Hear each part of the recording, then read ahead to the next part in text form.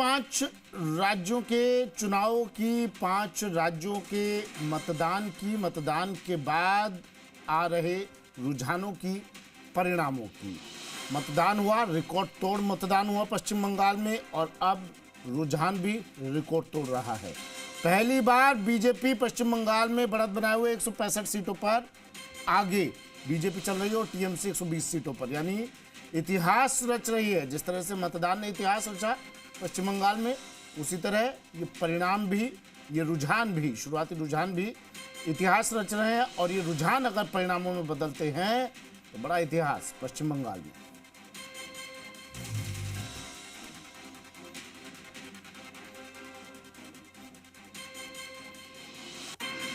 हमारे मेहमान लगातार हमारे साथ जुड़े हुए हैं। मनीष पारिक जी, बीजेपी प्रवक्ता, हमारे साथ जुड़े हुए हैं। यशवर्धन सिंह जी, कांग्रेस प्रवक्ता, भी हमारे साथ जुड़ गए हैं। यशवर्धन जी, स्वागत है सर आपका भी। और हमारे साथ कमल टाक जी जुड़े हुए हैं इलेक्शन वॉच से। कमल टाक जी, फिर से स्वागत कर रहा हूं सर आपका। मनीष जी, आप तो बने हुए हैं ही सर हमारे साथ, स्वागत कर रहा हूं आपका भी। मनीष पारिक जी, ये शुरुआती रुझान अगर परिणामों में बदलते हैं तो बीजेपी की बल्ले बल्ले मान लें हम, क्योंकि पांचों राज्यों की तो छोड़ दीजिए, असम की, पौंडीचेरी की, यहाँ तो बीजेपी सोच के बैठी थी भाई आना ही है यहाँ तो, लेकिन पश्चिम बंगाल में कैसे कर डाला ये जादू आप लोगों ने? निश्चित तौर पर एक कड़ी मेहनत और लगातार उस समस्याओं की जानकारी, उनको दूर करने की कोशिश, वहाँ के लोगों से जुड़ाव, उसका परिणाम है। माननीय मोदी जी प्रधान सेवक बनकर देश की सेवा कर रहे हैं और माननीय अमित शाह जी स्ट्रैटेजिक लीडर के तौर पे उन्होंने पूरा ध्यान रखा है। गृह मंत्री के तौर पे वहाँ पे जो हिंसा हो रही थी उसको रोकने में थोड़ी कामयाबी मिली। वहाँ पे सेंट्रल फोर्सेस की तैनातगी ने कुछ लोगों में कॉन्फिडेंस पैदा किया। अदरवाइज आप समझ रहे हैं कि वहाँ पे घृणा, हिंसा आम बात है। जैसे मैंने पहले भी कहा कि चौराहे चौराहे पर इस तरह की बात है। कट मनी और टोला मनी, ये सब आम बात है। जो लोग टीएमसी के कार्यकर्ता के नाते से वहाँ पे आतंक फैलाने में कामयाब हो जाते हैं, वो सब लोग लिस्टेड अपराधियों का वहाँ पे जमावड़ा है। और उसके कारण से जो आम बंगाली है वो थोड़ा परेशान और डरा हुआ था, उसके कारण उसमें फ़र्क आया। लेकिन अब निश्चित तौर पर एक गुड गवर्नेंस के कॉन्फिडेंस ने, माननीय मोदी जी की जो गुड गवर्नेंस है, उसने वहाँ जादू किया है।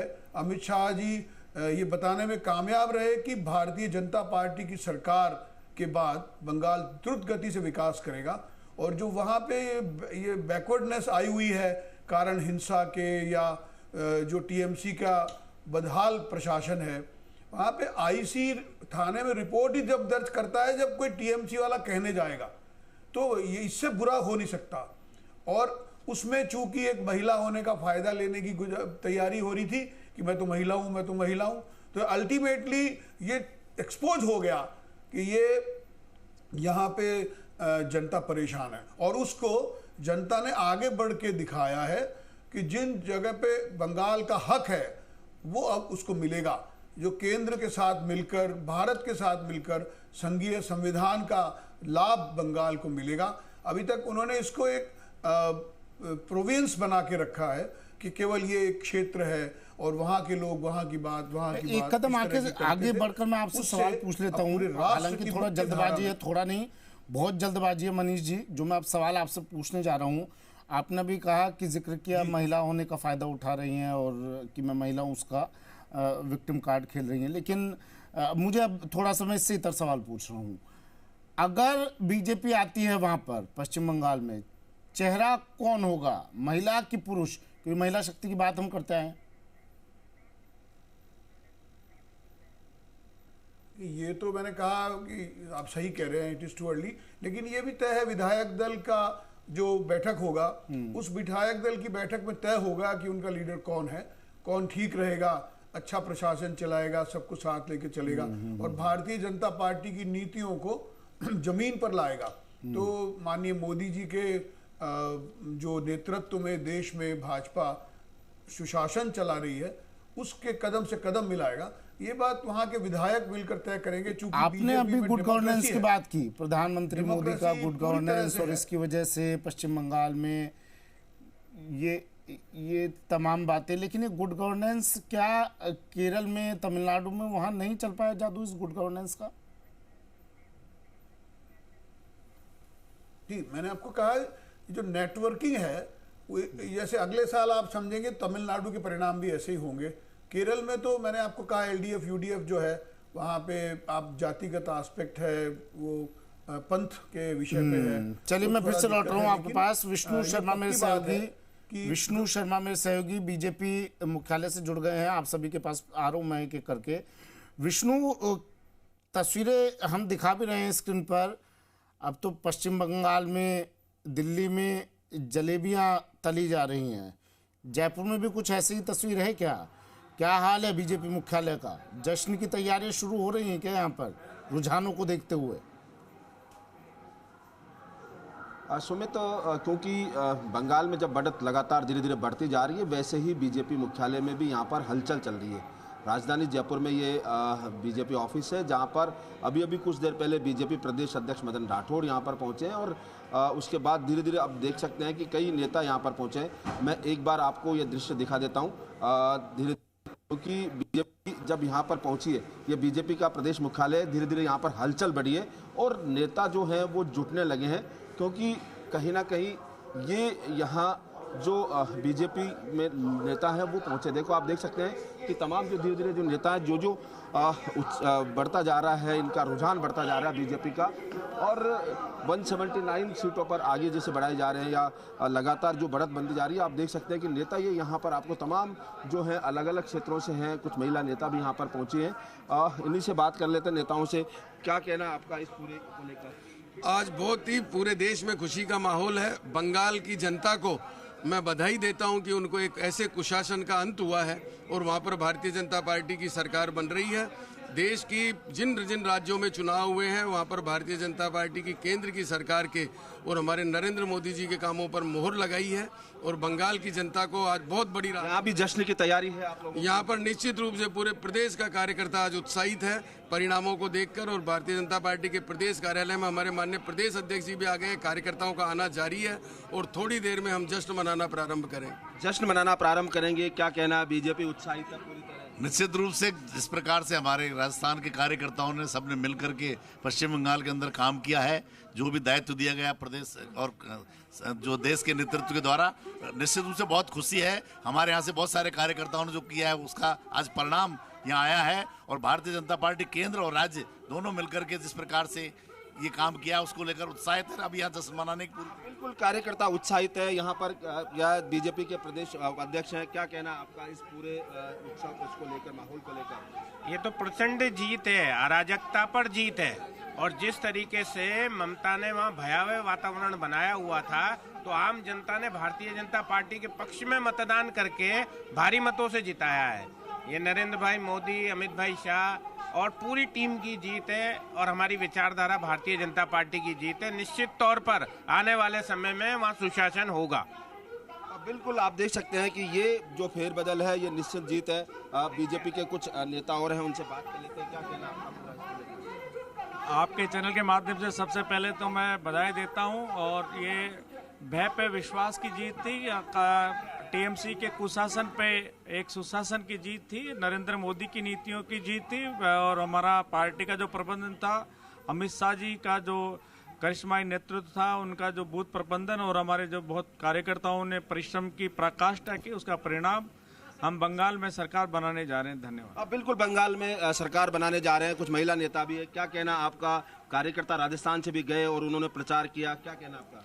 देखिए, सबसे पहले तो मैं सभी को बधाई देना चाहूँगी। बहुत ही शानदार परिणाम। बंगाल की जनता ने जो निर्णय लिया है वो वास्तव में माननीय मोदी जी की जो नीतियां हैं, जो योजनाएं हैं, उनको देख करके, और टीएमसी की जो वहाँ पे नीतियां थी, जो जनता परेशान थी, बहुत ही भयंकर जो परिस्थिति, उसका जवाब वहाँ की जनता ने आज दिया है। निश्चित तौर पे ये जीत वहाँ की जनता की, माननीय मोदी जी की नीतियों की है। बिल्कुल, ये जीत प्रधानमंत्री नरेंद्र मोदी की नीतियों की है। 3 राज्यों में सरकार बना रहे हैं, क्या कहना आपका? मैं सभी कार्यकर्ताओं को धन्यवाद दूंगा कि उनके अथक प्रयास और परिश्रम से आज भारतीय जनता पार्टी वहाँ पे लीड बनाई है। बंगाल के अंदर बम बारूद और बंदूक के खिलाफ में वोट डला है, और प्यार प्रेम स्नेह और विकास के साथ में बंगाल की जनता जुड़ी है।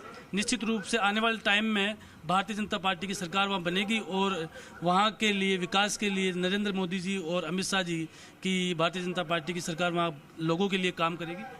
क्या कहना है, क्योंकि अमित शाह उन्होंने रणनीति बनाई, लगातार वहीं डटे रहे कुछ समय तक। कुछ महिला कार्यकर्ता नेता और हैं, उनसे पूछ लेते हैं क्या कहना आपका कि बीजेपी 3 राज्यों में सरकार बनाने जा रही है, पश्चिम बंगाल में एक आश्चर्यजनक परिवर्तन हो रहा है। ये परिवर्तन है जो भारतीय जनता पार्टी की नीति रीति और भाई नरेंद्र मोदी जी की जो योजना है और नारियों महिला के प्रति जो उनका विचार है उसकी जीत है।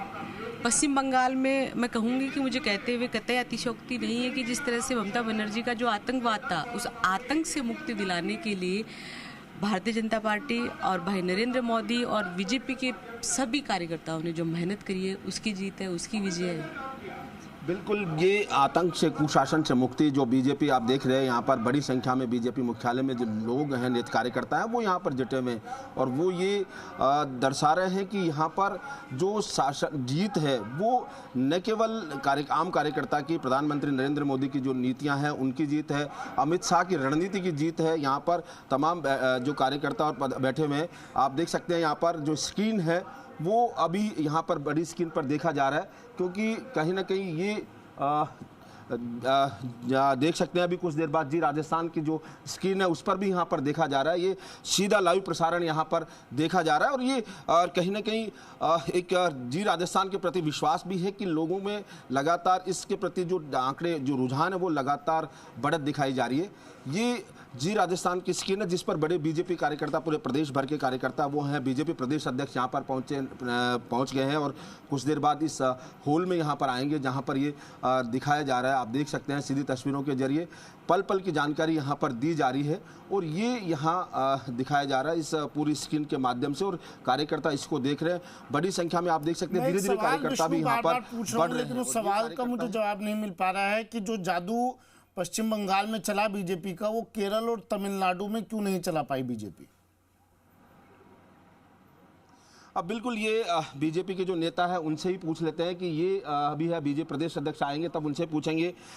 बीजेपी के जिला अध्यक्ष हैं, एक उनसे पूछ लेते हैं।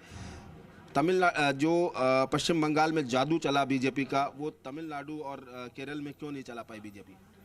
आपने देखा होगा पिछले 5 साल पहले बंगाल के अंदर भी हमने परिश्रम के साथ में, पराकाष्ठा के साथ में और कार्यकर्ताओं के सहयोग से वहाँ 3 से हम 70 प्लस गए और अब की बार भी वहाँ पे 70 से अबव अभी हम देख रहे हैं कि 170 के आसपास हमारी भारतीय जनता पार्टी वहाँ पे लीड बना रही है। ऐसे ही धीरे धीरे आप देखेंगे पूरे देश भर के अंदर भारतीय जनता पार्टी ने परिश्रम के माध्यम से अपनी सरकार विकास के साथ में काम कर रही है और इस विश्वास पे जनता उनके साथ में जुड़ रही है। आने वाले टाइम के अंदर तमिलनाडु में भी और केरल में भी आपको देखने को मिलेगी, वहाँ पे भारतीय जनता पार्टी की सरकार बनेगी, आप विश्वास करिए। बिल्कुल, जो नेता हैं, कार्यकर्ता, वो विश्वास जता रहे हैं कि जैसे बंगाल में ये कमल खिला है उसी प्रकार देश के अन्य राज्यों में भी खिलेगा और ये कहीं ना कहीं कार्यकर्ताओं का जो परिश्रम है उसके आधार पर ये दिखाई दे रहा है। तो ये सीधे सीधे कहा जा सकता है कि बीजेपी है वो धीरे धीरे पूरे देश पर, यानी यहाँ पर जो छा रही है वो कमल एक तरह से पूरे देश में खिल रहा है। वही नतीजा कि बंगाल में लगातार पिछली बार नारा दिया था कि लेकिन उसके बाद सरकार नहीं आ पाई, तो इस बार पूरे और ज़्यादा जोर से किया। खुद केंद्रीय गृह मंत्री अमित शाह ने वहाँ पर डेरा डाला और यहाँ राजस्थान से भी बड़ी संख्या में कार्यकर्ता वहाँ पर गए थे और जो मारवाड़ी समुदाय है इसके अलावा और अन्य क्षेत्रों में भी वहाँ पर उन्होंने चुनाव तक काम किया। तो ये नतीजा है कि आज बीजेपी वहाँ पर, और ये उत्साह कार्यकर्ताओं में दिखाई दे रहा है। लगातार जो जो परिणाम बढ़ रहे हैं उसी प्रकार इनके चेहरों पर जो उत्साह और खुशियाँ हैं वो देखी जा रही है। जी ठीक है, शुक्रिया विष्णु। শুভেন্দু অধিকারী বল রহে কুছ এবং এখন 2200 ভোটে আমি লিড করছি ভবানীপুর অ্যাসেম্বলি থেকে। মমতা ব্যানার্জি পিছিয়ে গেছে, আমার সেকেন্ড রাউন্ডে 4500 মতো লিড হয়েছে। Thanks to every Hindu Sanatani those who are cast in favour of me in ward number 63। Expected result 3, 4, 5 77 number ward, এখানে মমতা ব্যানার্জি ভালো লিড নেবেন। আমি যা প্রথম থেকে বলেছি 7, 8, 9, 10 আমি ওই বড় লিড কভার করব এবং 10 রাউন্ডের পর থেকে আমি এগোতে থাকব এবং expected Mamata Banerjee again defeat in Bhawanipur Assembly seat. Malda মুর্শিদাবাদে মানিকচকে যেভাবে দেখা যাচ্ছে ভালো লিড করতে বলবেন মানে যেই আসনগুলো এক্ষুনি কিচ্ছু বলবো না, বিজেপি সরকার করছে এটুকু বলবো, এবং ক্লিয়ার ম্যান্ডেট, একদম ক্লিয়ার ম্যান্ডেট বিজেপি সরকার করছে। না না না, it's too early to say anything. দাদা দক্ষিণ কলকাতায় আপনিও এগোচ্ছেন, স্বপন দাশগুপ্ত তিনিও অনেকটা লিডে রয়েছে, তৃণমূলের গড়ে কি এবার কার্যত কলকাতাতে শিক্ষিত লোকজন, হিন্দুরা, তারা মমতা ব্যানার্জিকে রিজেক্ট করছে, ইনিশিয়াল ট্রেন্ড তাই বলছে। এবং সবচেয়ে বড় কথা হচ্ছে ভাষার নামে, জাতের নামে হিন্দুরা বিভক্ত হয়নি। সিদ্দিকুল্লাহ চৌধুরীর মতো লোক পিছাচ্ছে, সৈকত পাঁজা আমার ভাই এগোচ্ছে, it's a very good symptom Diamond Harbour. चलिए, सुवेंदु अधिकारी रुझानों को लेकर उत्साहित नजर आ रहे हैं। एक ब्रेक ले लेते हैं, ब्रेक के बाद चर्चा जारी रहेगी।